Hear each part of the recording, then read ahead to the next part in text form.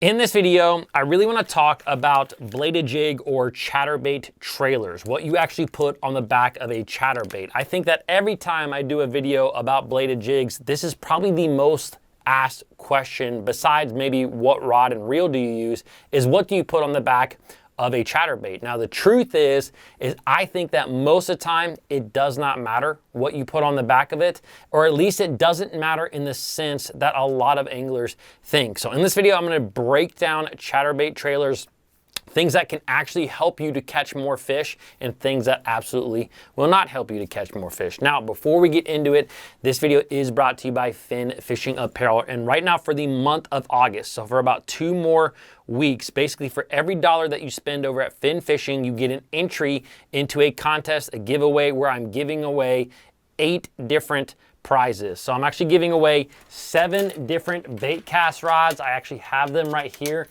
These are some Okuma and some Daiwa bait cast rods. They are used by me, but in still really good condition. I'm also giving away a brand new Arc Gravity 2 reel. Also, anyone who purchases anything, no matter what it is, at Fin Fishing this month is going to receive some sort of mystery lure in their package, as well as if you buy one of the USA made sun shirts, which happens to be the most popular product on the website, you will actually get a free Bassmaster net gator. So this is actually one of the more fitted net gators that you will find. Spent a lot of time designing that, so it's a pretty cool deal. So anyways, I will leave some links down below in the description. Shopping at Fin Fishing is truly the best way to help support this channel, and I greatly appreciate it. All right, let's talk about chatterbait trailers.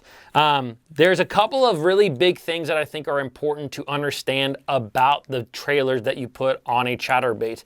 But what I really want to talk about before we get into those is really what you shouldn't expect out of your trailer, because sometimes I hear a lot of guys talk about how you need this trailer versus that trailer, and it's really for the wrong reasons. Now, when it comes to what you put on the back of a trailer, I think it's very important to remember that it is not really going to add a lot of action to a chatterbait. And what I mean by that is that a chatterbait, as you guys know, these things have a ton of vibration, but the vibration is not made up by what you put on the back of it.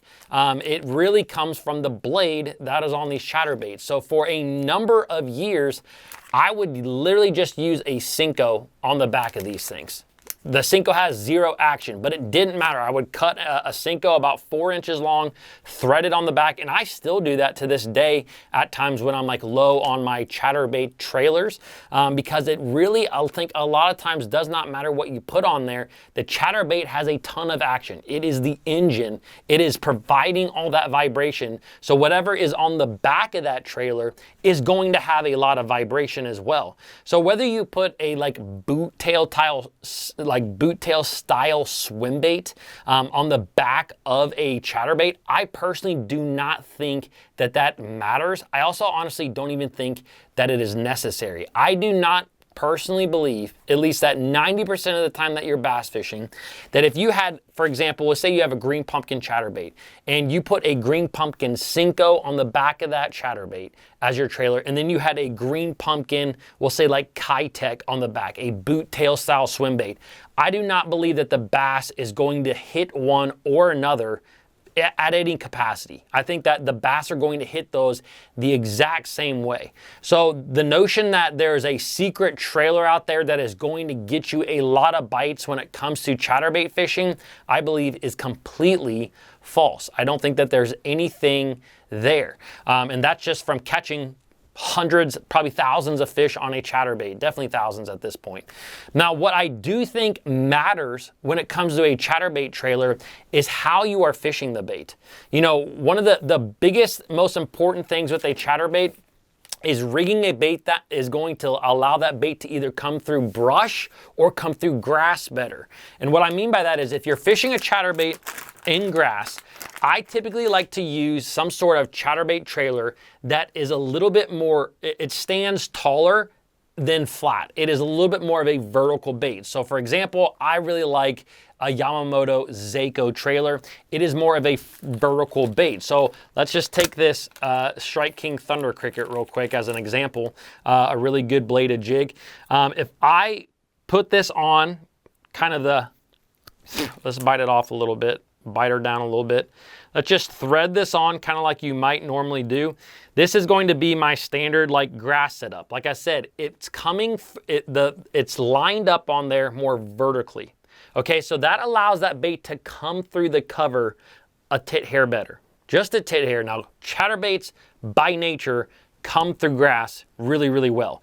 But having a bait that is more vertical will help it. Now, when I am fishing in wood cover, I like a bait that is more of like a beaver style bait, a bait that you're going to rig a little bit more flat. This is a Warrior Baits quiver crawl that I'm gonna open up real quick.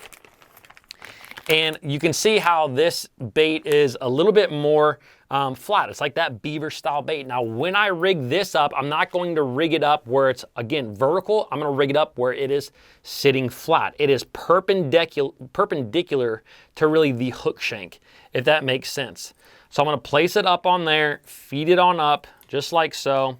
That actually looks perfect like that. Now, the thing about this is when you are bringing this bait over a limb, because that trailer is laying horizontal to your hook, it prevents that hook from wanting to roll. If you have the trailer that we just put on there, if you bring it over a limb, literally the trailer helps that bait to roll over on itself. So therefore, it will get hung up on wood a lot more with trailers like this than trailers that are shaped more like this. Now, you could take this same trailer and instead of rigging it vertically, you could rig it a little bit flat. The only thing about this particular bait is it's not symmetrical. So the bait's gonna wanna run a little bit to the side, where this bait obviously is symmetrical when you lay it flat, and it's going to allow and it's going to keep that bait coming through that cover really, really well. Now, if you're fishing around lily pads, or if you're fishing around reeds, or if you're fishing around, let's see here, like the bank river grass that we have in a lot of these lakes, those are the only type of vegetation that I actually prefer this type of trailer, because those typically have a very hard reed, if that makes sense. It's a very hard stock. It's not more like let's see here, a coontail or a hydrilla or a milfoil. And so what I think, when you use a trailer that lays horizontal to the hook, it actually helps push that hard reed away from the hook point, allowing you to bring it through just a little bit easier. So whether that trailer is rigged horizontal, like vertically, more vertical, or more horizontal on the trailer or on your hook, is a really, really big deal. To me, the only other really big deal that I pay attention to is the lift, drag of your trailer.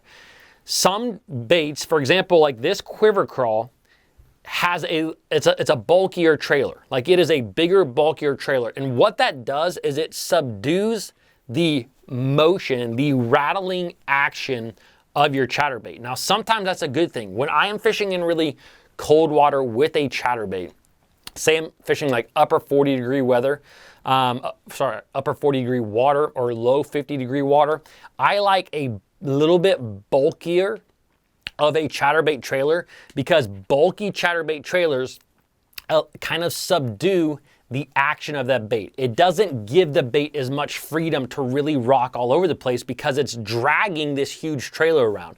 So it subdues the action of that bait. It makes that bait a little bit more subtle. Now, in cold water, subtle tends to get more bites than something that is extremely obnoxious and overbearing. Now, there's definitely a water degree temperature where this changes, and it's going to be somewhat dependent on where you live in the country. You know, around where I live, when that water hits about 56 to 58, it does seem like you want a big old thump.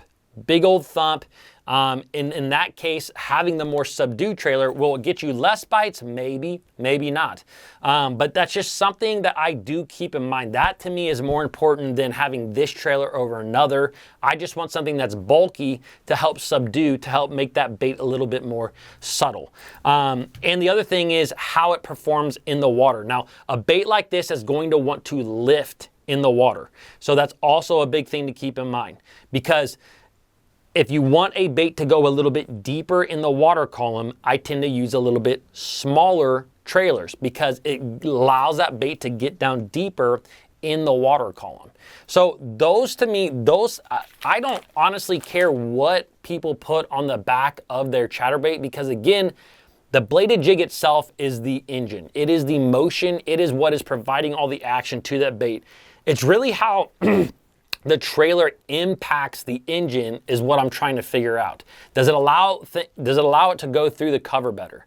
Does it get it down deeper? Does it bring it up? Does it subdue that vibration? Those are the things that are really important to understand when you are picking up a chatterbait trailer. Now, keep in mind that everything that I just said sometimes does not matter. Like, you can go to a pond, you can put whatever you want. Sometimes you don't even need a trailer on the back of these things. You can just pick up whatever you want and toss it, and the bass are gonna eat it because the bass are just aggressive. I'm really talking about some like more nitty gritty things that allow you to really be more efficient, which we talk a lot about efficiency on this channel. So when you get on a good chatterbait bite, this is when you can start to really kind of hone in on exactly how that bait is coming through. Like, if you go down a strip of reeds and you're catching bass around the reeds on a chatterbait, and you can make 50 casts before getting hung up, and if you use a different trailer and you get hung up every 10 casts, that is an efficiency thing. That is a huge efficiency thing. Same thing for fishing around wood. So that's the most important thing to remember about chatterbait fishing, in my opinion, when it comes to the trailer. All right, guys, hope you enjoyed this video. Don't forget to check out my other videos. Also, don't forget to check out Fin Fishing. I'll see you guys tomorrow.